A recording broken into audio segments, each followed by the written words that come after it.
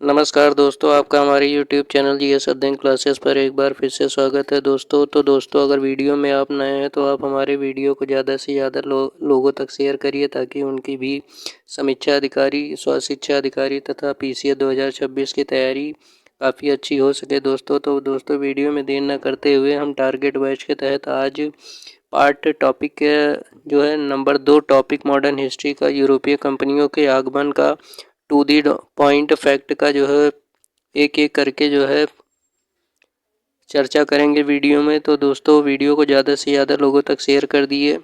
अब बात कर लेते हैं यूरोपीय कंपनियों का भारत में आगमन किस प्रकार हुआ। यहाँ से क्वेश्चन आपका मॉडर्न हिस्ट्री के तहत एग्जाम में देखने को मिलता है, तो वीडियो को मिस मत करिए, आखिरी तक वीडियो को जो है बने रहिएगा दोस्तों। तो पहले बात कर लेते हैं यूरोपीय कंपनियों के आगमन में। तो सबसे पहले कौन आया था भारत में, तो यूरोपीय वासियों में सर्वप्रथम भारत में कौन आया था, तो पुर्तगाली लोग जो है भारत में सबसे पहले आए थे। ठीक है, यानी कौन सी शताब्दी में, तो आपकी जो है 1498 में सबसे पहला यात्री कौन आया था, तो वास्को डी गामा ने, यानी 20 मई सन 1498 को जो है भारत के पश्चिमी तट का मतलब आपका कहाँ पर, तो आपका जो है केरल की तरफ जो है पश्चिमी तट पड़ता है, वहाँ पर जो है आपका वास्को डी गामा 20 मई सन 1498 को जो है भारत के पश्चिमी तट पर स्थित कालीकट कहाँ आया था, तो कालीकट के बंदरगाह पहुंचकर भारत एवं यूरोपियों के बीच एक नए समुद्री मार्ग की खोज की थी। तो इस प्रकार से दोस्तों पहला अगर कोई यात्री पूछ ले तो कौन था भारत में आने वाला, तो आपका पुर्तगाली वास्को डी गामा था, जो कि केरल के कालीकट बंदरगाह पर 20 मई सन 1498 को पश्चिमी तट पर पहुंचा था। उसने ही भारत के व्यापारिक मार्ग की खोज की थी। दूसरा फैक्ट देख लेते हैं। तो आगे के फैक्ट में क्या है कि कालीकट के हिंदू राजा कौन था उस समय, हिंदू राजा जब पुर्तगाली वास्को डी गामा आया था तो जमोरिन, हिंदू राजा जमोरिन ने वास्को डी गामा का स्वागत किया था, जबकि कालीकट में बसे हुए अरब व्यापारियों ने उसके प्रति वैमनस का मतलब क्या होता है कि ईर्ष्या की भावना व्यक्त की थी। यानी कौन का जब 1498 में आपका यूरोपीय व्यापारी यानी वास्को डी गामा आया था, जो अरब व्यापारी भारत के पश्चिमी तटों की तरफ रह रहे थे, उन्होंने क्या किया था, उसका विरोध किया था जो है। तो ये फैक्ट आपका जो है परीक्षा की दृष्टि से काफ़ी महत्वपूर्ण है। इसको आप यहाँ से क्वेश्चन परीक्षा में ज़रूर देखने को मिलते हैं, तो एक एक पॉइंट को आप जो है अच्छे से रिमाइंड कर लीजिएगा वीडियो देख देख के। इससे आप जितनी बार वीडियो देखेंगे आपका जो है फैक्ट मजबूत होता जाएगा। आगे देख लेते हैं। तो वास्को डी गामा यानी वास्को डी गामा के बाद में भारत का प्रथम पुर्तगाली वायसराय कौन था, यानी गवर्नर आपका कौन था, तो आपका पुर्तगाली गवर्नर भारत में प्रथम था फ्रांसिस्को डी अल्मीडा को 1505 में भारत का प्रथम पुर्तगाली वायसराय बनाया गया था। ये यहाँ से प्रश्न आपका देखने को मिलता है। फिर एक महत्वपूर्ण क्वेश्चन आपका जो है बार बार परीक्षा में पूछा जाता है, यूरोपीय कंपनियों का भारत में आगमन क्रम। तो देख लेते हैं कि आगमन क्रम क्या है। तो पहले सबसे पहले कौन आया, तो पहले पुर्तगाली आए, दूसरे नंबर पर आपका डच आए, तीसरे नंबर पे आपका जो है अंग्रेज आए, और चौथे नंबर पर डेन आए, और आखिरी में सबसे कौन आया, तो फ्रांसीसी। ये क्रम आप जो है क्रमबद्ध तरीके से याद कर लीजिएगा। यहाँ से भी क्रम वाले क्वेश्चन आपका क्वेश्चन परीक्षा में देखने को मिलता है। फिर आगे देख लेते हैं क्या इसमें इम्पोर्टेंट फैक्ट आपके जो है परीक्षा के लिए उपयोगी साबित हो सकते हैं। तो आपका है फ्रांसिस्को, एक है आपका क्या, फ्रांसिस्को दी अल्मीडा, यानी ब्लू वाटर पॉलिसी या शांत जल की नीति के लिए किसको जाना जाता है, तो फ्रांसिस्को दी अल्मीडा को जो है शांत की जल संधि यानी ब्लू वाटर पॉलिसी के नाम से किसे आपका फ्रांसिस्को दी अल्मीडा को जाना जाता है। इसके अलावा Alfonso de Albuquerque Alfonso de Albuquerque जो है 1509 में पुर्तगालियों का वायसराय बनकर कब आया था, 1509 में। दूसरा वायसराय आपका कौन था, तो अल्फांसो दी अल्बुकर्क 1509 में भारत में पुर्तगालियों का वायसराय बनकर भारत में आया था। तो अगर देखा जाए तो अल्बुकर्क को जो है भारत में पुर्तगाली शक्ति का वास्तविक संस्थापक माना जाता है। ये क्वेश्चन पूछ लिया जाता है। एक हो गया आपका ब्लू वाटर नीति किसके ने विकसित की थी, तो अल्मेडा ने विकसित की थी। और भारत में वास्तविक जो है पुर्तगाली वायसराय कौन था, यानी वास्तविक संस्थापक पुर्तगालियों का कौन था शक्ति का, तो वो आपका अल्फांसो दी अल्बुकर्क जो है भारत में पुर्तगाली शक्ति का प्रथम जो है संस्थापक था। इसके प्रकार देख लेते हैं कि अल्बुकर्क ने क्या किया था। तो अल्बुकर्क ने 1510 ईस्वी में जो है बीजापुर के सुल्तान कौन थे, आदिल शाही सुल्तान से गोवा को क्या किया था, जीत लिया था। किसको हराया था, तो बीजापुर के आदिल शाही सुल्तान को जो है हराया था। अब देख लेते हैं इनके व्यापारी कोठियों की बात। तो पुर्तगालियों ने अपनी पहली व्यापारिक कोठी कहाँ पे स्थापित की थी, तो कोचीन में इन्होंने अपनी पहली व्यापारिक कोठी स्थापित की थी।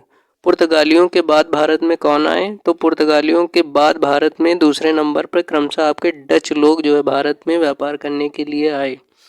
एक क्वेश्चन आपका यहाँ से और बन जाता है कि पुर्तगालियों ने भारत में किसकी शुरुआत की थी, तो पुर्तगालियों ने भारत में सबसे पहले सर्वप्रथम जो है प्रिंटिंग प्रेस यानी आज का जो अखबार होता है, प्रिंटिंग प्रेस की शुरुआत जो है पुर्तगालियों की ही देन भारत में मानी जाती है। तो इस प्रकार से ये पहला आपका हो गया। ठीक है, अब दूसरा यानी बी नंबर पे दूसरे क्रम पे कौन भारत में आया, तो दूसरे नंबर पे आपका डच निवासी यानी आपका नीदरलैंड के रहने वाले, जिन्हें वर्तमान समय में नीदरलैंड कहा जाता है, यानी नीदरलैंड के कौन थे, तो डच लोग जो है नीदरलैंड यानी हॉलैंड के रहने वाले निवासी थे। इन्होंने भारत में डच ईस्ट इंडिया कंपनी की स्थापना कब की थी, तो इन्होंने भारत में 1602 ईस्वी में जो है डच ईस्ट इंडिया कंपनी की स्थापना की थी। इनका और फैक्ट देख लेते हैं तो कौन सा महत्वपूर्ण इंपॉर्टेंट है, तो डचों द्वारा भारत में अपनी प्रथम व्यापारिक कोठी कब स्थापित की गई थी, तो आपका 1605 में मसूलीपट्टनम में इन्होंने अपनी पहली व्यापारिक कोठी स्थापित की थी। यानी डचों ने कब की थी, तो डचों ने आपका 1605 ईस्वी में मसूलीपट्टनम में अपनी पहली व्यापारिक कोठी स्थापित की थी। वहीं दूसरी अगर बात कर लेते हैं तो डचों ने पुलिकट में एक अन्य फैक्ट्री की स्थापना की और इसे अपना मुख्यालय भी बनाया। यानी पुलिकट में क्या किया इन्होंने, एक अदर फैक्ट्री भी खोली और इसे जो है अपना व्यापारिक मुख्यालय भी इन्होंने बना लिया था। किसने, तो डचों ने बना लिया था। इसके अलावा देख लेते हैं डचों से जुड़े हुए और कौन से महत्वपूर्ण इंपॉर्टेंट फैक्ट हैं जो कि परीक्षा के लिए अत्यंत आवश्यक हो सकते हैं। तो डचों ने बंगाल में प्रथम फैक्ट्री की स्थापना सन यानी बंगाल की अगर बात करें तो डचों ने बंगाल में प्रथम फैक्ट्री की स्थापना 1627 ईस्वी में कहाँ पर की थी, तो पीपली में की थी। इसके अलावा आपका हुगली के निकट चिंसुरा के डचों किले को गुस्तावुस कोर्ट के नाम से भी फोर्ट के नाम से भी जाना जाता है। ठीक है, अब देख लेते हैं कि गुस्तावुस फोर्ट की स्थापना सन 1653 में की गई थी। तो ये फैक्ट आपका इंपॉर्टेंट है, दोनों फैक्ट आप अच्छे से रिमाइंड कर लीजिएगा। इसके अलावा आगे बढ़ते हैं, देख लेते हैं कि कौन से फैक्ट आपके लिए परीक्षा के लिए अत्यंत महत्वपूर्ण हो सकते हैं। तो भारत में भारतीय वस्त्र को निर्यात की वस्तु बनाने का श्रेय किसे दिया जाता है। अगर भारत में जो भी कपड़े बनते थे या इन वस्त्र बनते थे उसको निर्यात यानी बाहर भेजने की वस्तु बनाने का श्रेय किसे दिया जाता है, तो वो आपका डचों को दिया जाता है। डचों ने भारत में प्रथम बार औद्योगिक वेतन भोगी कर्मचारी अगर देखा जाए तो डचों ने ही सर्वप्रथम नौकरी करने वाले लोगों को यानी औद्योगिक काम में कोई फैक्ट्री में लगा हुआ है तो उसको वेतन देने की शुरुआत किसने की थी, प्रथम बार तो वो डचों ने ही भारत में आपकी कर्मचारियों को वेतन देने की शुरुआत डचों ने ही की थी। इसके अलावा डचों ने क्या क्या किया, तो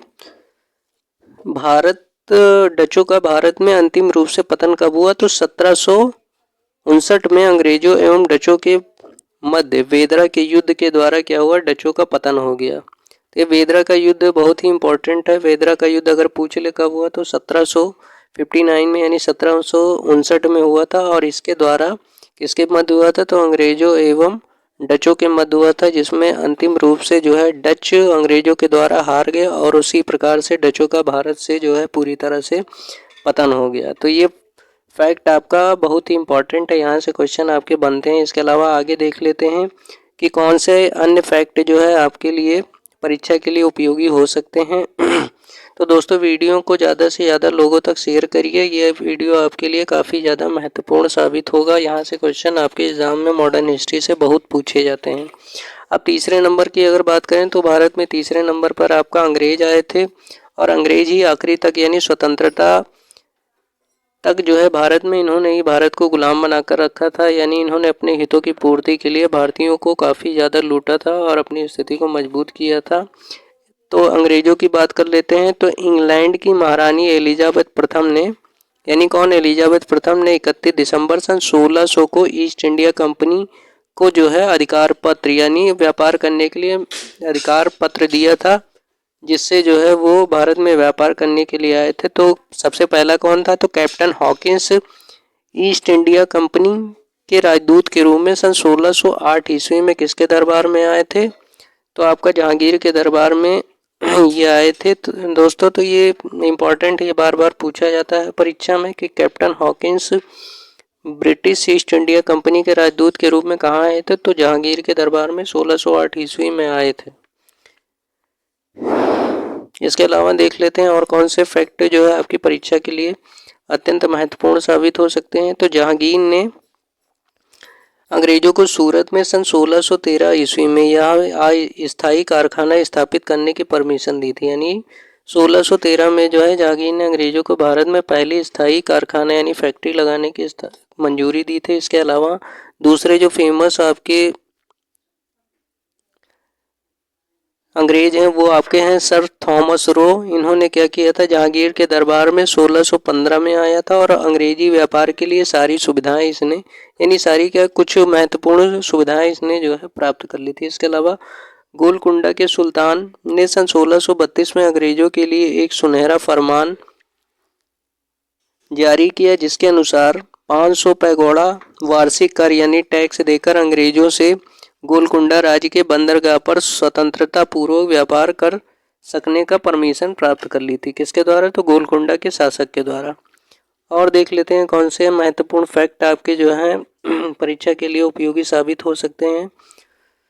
तो इसके अलावा जो है आपका अंग्रेज फ्रांसिस डे यानी एक महत्वपूर्ण और अंग्रेज अधिकारी हैं यानी फ्रांसिस डे ने सन 1639 में चंद्रगिरी के राजा से यानी 1663 में चंद्रगिरी के राजा से मद्रास को पट्टे पर लिया था। ये इम्पोर्टेंट है, यहाँ से को देख लीजिएगा। इसके अलावा मद्रास में अंग्रेजों ने किलाबंद कोठी की भी स्थापना की थी। यानी अंग्रेजों ने मद्रास में किलाबंद कोठी का भी निर्माण किया था। इस किले बंद कोठी का क्या नाम रखा गया था? तो इस किले बंद कोठी का नाम फोर्ट सेंट जॉर्ज पड़ा था।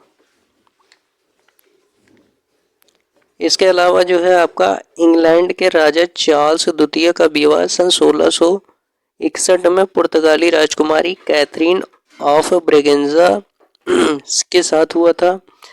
पुर्तगालियों ने चार्ल्स द्वितीय को दहेज के रूप में मुंबई द्वीप प्रदान किया था। ये अक्सर यहाँ से क्वेश्चन आपका परीक्षा में देखने को मिल जाता है। इसके अलावा चार्ल्स द्वितीय ने 1668 में बम्बई को 10 पाउंड वार्षिक किराया देकर ईस्ट इंडिया कंपनी को दे दिया था। ये इम्पोर्टेंट है, ये देख लीजिएगा परीक्षा के लिए, यहाँ से भी आपके क्वेश्चन बन जाते हैं। अब देख लेते हैं आगे इसमें और कौन से फैक्ट इंपॉर्टेंट है। तो आपका एक फैक्ट और आपका यहाँ पे पूछा जाता है कि बंगाल के सूबेदार शाह सूजा ने सर्वप्रथम 1651 में अंग्रेजों को व्यापारिक छूट की अनुमति दी थी। इस अनुमति को क्या कहते थे? तो इस अनुमति को निशान कहते थे। इसके अलावा शाह सूजा ने जो है 3000 रुपये वार्षिक कर यानी टैक्स के बदले में कहाँ कहाँ की दीवानी जो है अंग्रेजों को दे दी थी? तो बंगाल, बिहार तथा उड़ीसा से जो है व्यापार की अनुमति किसको प्रदान की थी? शाह सूजा ने। तो अंग्रेजों को 3000 रुपये के वार्षिक टैक्स के बदले में दे दी थी। इसके अलावा कलकत्ता हो गया, गोविंदपुर हो गया, सुतानाती हो गया, गांव को मिलाकर आधुनिक कोलकाता का निर्माण किसने किया था? तो आपका आधुनिक कोलकाता का निर्माण जो है आपकी जॉब चारनाक ने डाली थी। कालांतर में ही आगे चलकर जो है कोलकाता में फोर्ट विलियम की यहीं से नींव पड़ी थी आपकी जो है। तो ये इंपॉर्टेंट है, यहाँ से भी क्वेश्चन आपको देखने को मिलते हैं। इसको अच्छे से रिमाइंड कर लिया। जॉब चारनाक हो गया और ये 3 जो नाम आपके दिए हैं जिनको मिलाकर आपका आधुनिक कलकत्ता का निर्माण हुआ था। इसके अलावा फोर्ट विलियम का पहला प्रेसिडेंट कौन था? तो चार्ल्स आयर था आपका, ये भी है। इसके अलावा देख लेते हैं चौथे नंबर पर कौन आया था। तो चौथे नंबर पे आपका फ्रांस के व्यापारी आए थे। फ्रांस ने की कंपनी की स्थापना कब हुई थी? तो फ्रांस में भारत में फ्रांसीसियों ने अपनी प्रथम कोठी फ्रैंक कैरो के द्वारा सन 1668 ईस्वी में सूरत में स्थापित की थी। फ्रांसिस मार्टिन ने सन 1674 में पौंडीचेरी की स्थापना की थी। ये इंपॉर्टेंट है। अब आगे फैक्ट में देख लेते हैं कि कंपनियां और उनका स्थापना वर्ष, यहाँ से भी क्वेश्चन आपकी परीक्षाओं में देखने को मिलता है। इसको अच्छे से देख लीजिएगा। तो देख लेते हैं। पहली कौन सी कंपनी है? पुर्तगाली ईस्ट इंडिया कंपनी, स्थापना 1498 में की गई। दूसरा अंग्रेजी ईस्ट इंडिया कंपनी 1600 ईस्वी। Dutch east India company 1602। Danish east India company 1616। फ्रांसीसी ईस्ट इंडिया कंपनी 1664। इसके अलावा स्वीडिश ईस्ट इंडिया कंपनी की स्थापना 1771 में जो है आपका अंग्रेजों इन व्यापारियों के द्वारा भारत में समय समय पर की गई थी। तो ये कालक्रम को जो है अच्छे से पढ़ लीजिएगा। अब बात कर लेते हैं आपका जो बहुत ही इम्पोर्टेंट है यानी इस परीक्षा के लिए इसमें, तो इस पर थोड़ा टाइम दीजिएगा। जैसे महत्वपूर्ण युद्ध होते हैं आपका आंगल का मतलब आपका अंग्रेज और फ्रांसीसी के संघर्ष यानी जो युद्ध हुए उनके बारे में हम चर्चा कर लेते हैं। यहाँ से क्वेश्चन आपका मॉडर्न हिस्ट्री के तहत अक्सर एग्जाम में देखने को मिलता है सभी परीक्षाओं में। तो कर्नाटक का प्रथम युद्ध कब हुआ था? 1746 से 1748 ईस्वी में। ऑस्ट्रिया के उत्तराधिकार युद्ध के नाम से जाना जाता है। दूसरा क्या है फिर? यूरोप में एक्सला की संधि यानी कब हुई थी? 1748 से ऑस्ट्रिया के उत्तराधिकार युद्ध समाप्त हो गया, जिसके परिणाम स्वरूप कर्नाटक का प्रथम युद्ध भी समाप्त हो गया। अब दूसरा जब कब हुआ था? तो कर्नाटक का द्वितीय युद्ध आपका 1749 से लेकर 1754 ईस्वी में। फ्रांसीसी गवर्नर डुप्ले, कर्नाटक के द्वितीय युद्ध में किसकी हार हुई थी? तो फ्रांसीसी गवर्नर डुप्ले की हार हुई थी। इसके अलावा डुप्ले की जगह गोडे को भारत का फ्रांसीसी गवर्नर बनाया गया। यहाँ से भी क्वेश्चन आपके देखने को अक्सर एग्जाम में मिलते हैं। तो ये कर्नाटक के जितने युद्ध हैं इनको अच्छे से आप देख लीजिएगा, यहाँ से क्वेश्चन आपके बनते हैं।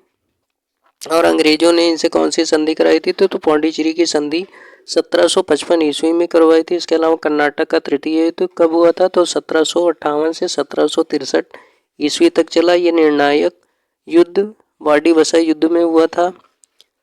वाडीवास के युद्ध यानी 1760 में आयरकुट के नेतृत्व में अंग्रेजी सेना ने काउंट लाली के नेतृत्व वाली फ्रांसीसी सेना को क्या किया था? बुरी तरह से पराजित कर दिया था। इसके अलावा अंग्रेजों ने 1761 में फ्रांसीसियों के क्षेत्र पौंडीचेरी को पर पूरी तरह से अधिकार स्थापित कर लिया था। किस युद्ध के द्वारा? तो आपका 1761 में फ्रांसीसी क्षेत्र पर अंग्रेजों का अधिकार हो गया था। इसके अलावा बात कर लेते हैं आपका जो है कर्नाटक का तृतीय युद्ध कब हुआ था? तो कर्नाटक का तृतीय युद्ध आपका सन 1763 ईस्वी के में जो है पेरिस के संधि के साथ में आपका समाप्त हो गया। तो ये तीनों युद्ध आप अच्छे से रिमाइंड कर लिए। यहाँ से क्वेश्चन अक्सर एग्जाम में मिलान करने में पूछे जाते हैं।